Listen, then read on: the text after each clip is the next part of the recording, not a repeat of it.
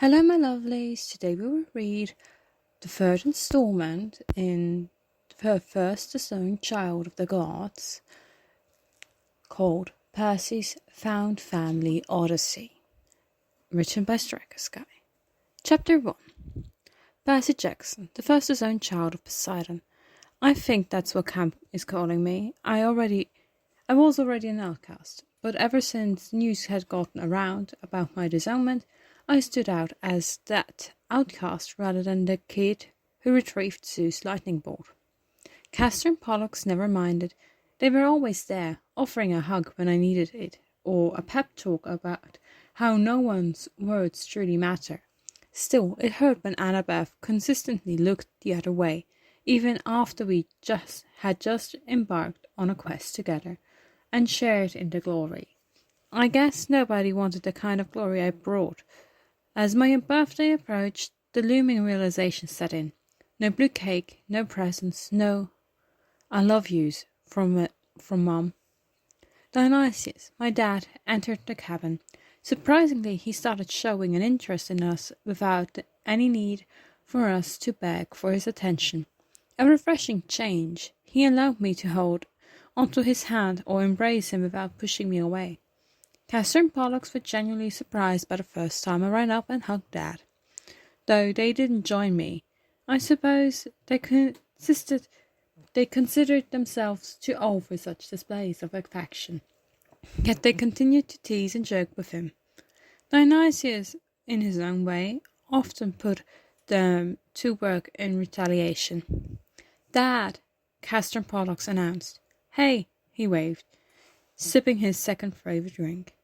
Taking a seat on the first available bed, which happened to be mine, I childishly rested my head on his lap. I couldn't help but acknowledge the childishness of my actions. It was a momentary escape, the simplicity of resting against my father's presence. Like a carefree kid, provided a temporary refuge from the complexities of a demi-god life. Are you still free this week? It's your turn to choose our destination, Castor, Dionysus said. I realized it must have been some kind of trip they were planning. Gripping the blanket, it dawned on me that I wasn't invited. It was likely organized long before I arrived. I'd be alone, but I convinced myself it was okay. You can pick after Pollux, Percy. I can go? I asked, gently off guard. You're my kid, Percy. Why wouldn't I take you on vacation? Dionysus reassured me, dispelling any lingering doubts about being left behind. Castor then announced, How about France? Percy has never been. Pollux confusedly shouted, Yes, good food. France? It seemed almost surreal that a casual trip to France was on table. I had never ventured beyond the beach, where I used to go on vacation with my mum, and even that was just a few hours away. Sure, I had backpacked around America, but those travels were marred by hungry monsters, and there were hardly any sights to enjoy at the time. The idea of exploring a place like France was both thrilling and foreign to me. France it is.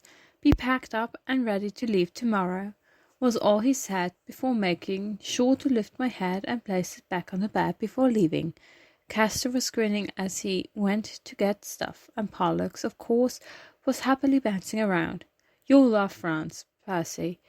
Dad used to take us every year, they both said excitedly. I can't wait, I replied weakly. As they packed, I realized I didn't really have much to take with me, besides a few orange t-shirts. I tried not to think about it as I prepared for sleep, pushing thoughts of the impending trip out of my mind. Morning came and I put on my cleanest shirt and slung on my backpack. Castor and Pollux spoke animatedly about what they wanted to do once we go to France. Knowing little about the place, I smiled at all the right times. Dad was there waiting, and something was different about him today. He looked put together, wearing a casual suit and pants. Sipping his drink, he seemed aged down for the occasion and surprisingly well put together. "You know the deal," he said. Pollux took Dionysus' hand, annoyed at having to hold it. Castor took his brother's hand and held on to Castor's. "Don't let go, Percy," Pollux instructed. I did as I asked, still a bit confused. We teleported in an instant, and it felt like being knocked off my feet. My body hovered for just a moment before landing on the floor. Something about it felt off, as if there was meant to be one more step to savor, but all I had was an empty bag. A chill ran up my spine, and Pollux clapped my back. It always feels weird the first time. "We didn't want to make you feel nervous, Percy," Castor agreed, holding my hand. It was better than being left overwhelmed with nervousness, I suppose. I nodded. We appeared in a swanky upscale hotel with a crystal chandelier, and there was in my worn-out Camp Halflet t-shirt. The hotel's lavish surroundings, accented by my camp attire, making it stand out even more. The receptionist gave us a curious glance, likely wondering why one of them, dressed like he just finished summer camp adventure, had suddenly materialized in the entire giant lobby. Of course, the mist probably made it seem we had walked in. Dad walked over to the receptionist. I have a reservation on the Vinum." The receptionist hesitated for a moment, eyeing our casual appearance, but then nodded and efficiently processed our check-in. As we made our way to the rooms, the plush carpet felt unfamiliar beneath my worn-out sneakers. Castor and Pollux seemed unfazed, their excitement for the trip radiating. They chatted animatedly about their plans for exploring the city, and I couldn't help but smile at their enthusiasm. Despite my initial discomfort, being with them made the foreign surroundings a bit more bearable. Dionysus eyed me up and down, and I felt small under his gaze. I was already the smallest 10-year-old in my class. "You three have probably outgrown your clothes," Dionysus remarked. Castor and Pollux seemed to beam at the comment. "I'm still taller, Castor. Not for long, Pollux. I have already plotted your downfall." As we settled into the luxurious hotel, Dionysus insisted on getting us new clothes for the trip. The idea made me uneasy. I was never comfortable with others spending money on me. After all, me and my mom grew up never having much. As we strolled into a high-end boutique, my discomfort grew. Dionysus, seemingly oblivious to my unease, encouraged us to pick up whatever we liked. I felt like our missile was locked onto me.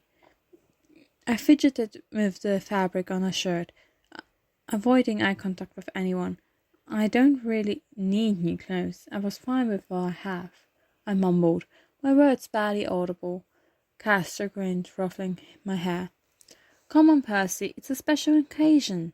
Let's enjoy it." Pollux joined in. "Dad's treating us. It's okay." Despite the reassurance, I couldn't shake the feeling of guilt and shyness about the money being spent on me. I tried to find something modest, not wanting to take advantage of Dionysus' generosity.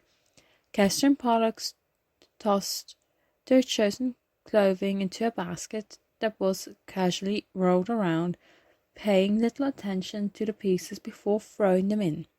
Dionysus, sipping a Coke, observed their carefree approach. Meanwhile, I stood there, unsure of where to go or what to do. The anxiety was overwhelming. "Okay, Peter, come on, let's get this over with." Dad surprisingly offered his assistance. "What color do you like, kid?" Blue." I hesitated, remembering a time where blue used to be my favorite color. "Purple, I guess." Dad picked up a shirt, placing it against my chest, and then casually chucked it into the basket Pollux was rolling around. He added quite a few of stuff, more clothes than I ever owned in my entire life. Eventually came time to pick out the shoes. We reached the shoe section. My eyes inadvertently fell upon a pair of Chuck Taylors. The kind I had. As we reached the shoe section, my eyes inadvertently fell upon a pair of Chuck Taylors, the kind I had always admired but never really needed. They were simple, yet I always wanted a pair like all the other kids in the class had. My gaze lingered for a moment, caught in the past, however, particularly won over desire. I quickly averted my eyes, convincing myself that such indulgences were unnecessary. Dionysus, very observant, noticed my hesitation. He picked up the Chuck Taylors and without a word placed them in the basket among the other items. I protested. "Dad, I don't need those. It's too much." He looked at me, a rare softness in his gaze. "Percy, you're my kid. You deserve shoes that don't have holes in the heel." Embarrassed, he noticed that. I hesitated, torn between gratitude and my ingrained resistance of accepting gifts. Finally, I nodded, a faint smile playing on my lips, as the Chuck Taylors found their place in the overflowing basket. As Dionysus continued to pile items into the basket, I couldn't shake the guilt of gnawing on me. However, the atmosphere shifted when he reached into his pocket and pulled out a sleek black Amex card. My eyes widened in surprise as he casually flashed it. "Oh yeah, gods are pretty well off, you know," he remarked, a wry smile playing on his lips. The realization hit me. He was rich, and the guilt that had been eating at me suddenly felt misplaced. A mixture of astonishment and relief washed over me. It was a stark reminder that in the world of the gods the rules were different. Dionysus, sensing my change in demeanor, nudged me playfully. "Go ahead, Percy, pick out whatever you want. We're on vacation after all." The guilt began to lift, replaced by a newfound understanding that, for once, I didn't need to worry about expenses. With bags full of new clothes and shoes, we made our way back to the hotel. Surprisingly, Dionysus scooped me up effortlessly, carrying me most of the way. It felt odd being carried, but his nonchalant attitude made it strangely comfortable. Castor and Pollux, on either side of us, were in high spirits. They started making funny faces, impersonating the various statues and artworks we passed by. Their antics drew laughter from passerby, and soon even I couldn't help but chuckle. The carefree atmosphere began to lift my spirits, and I found myself enjoying the light-hearted banter. Dionysius, despite his reputation, seemed to revel in their humor. He joined in, adding his own sarcastic comments and exaggerated gestures.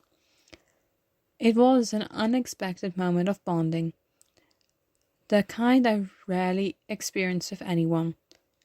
As we entered the hotel later that evening, as the excitement of the day waned, we found ourselves gathered around the hotel room's television.